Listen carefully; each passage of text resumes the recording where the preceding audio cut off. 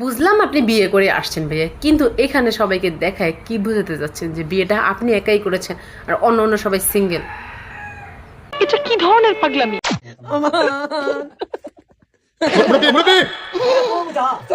সুন্দর বেচারা কি সুন্দর করে দিচ্ছে, ব্যান্ডেন ঠিক করে দিচ্ছে, কিন্তু আপনি এটা ঠিক করে নিন তার সামনে গিয়ে, যে লাস্ট পর্যন্ত আমরা হইতেছে বুঝতাম বেচারা এত সুন্দর করে দৌড়টা দিছে আর মনে হয় না পিছন ফিরে আসবে। এই শহরে 300 টাকা দিয়েই দেহ পাওয়া যায়।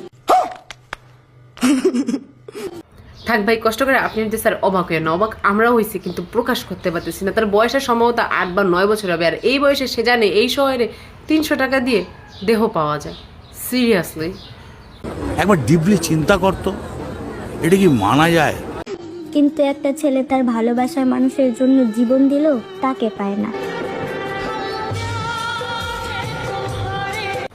আমি ওই মানুষটাকে দেখতে চাই যেই মানুষটা তাকে ক্যামেরার বাইরে থেকে এগুলো শিখাইতেছে। ভাই চিন্তা করা যায় এতটুকু একটা বাচ্চাকে দিয়ে কোন লেভেলের ডায়লগটা সে দেওয়াইছে।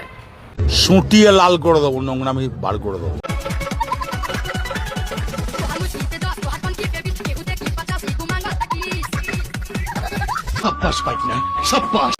এটা কার বন্ধুটা হতে পারে তাকে কিন্তু মেনশন দিতে একবার just ভুলবে না, যে এই লেভেলের ফাইজলামি করে সবাই কিন্তু হাসিতে মাতিয়ে রাখে।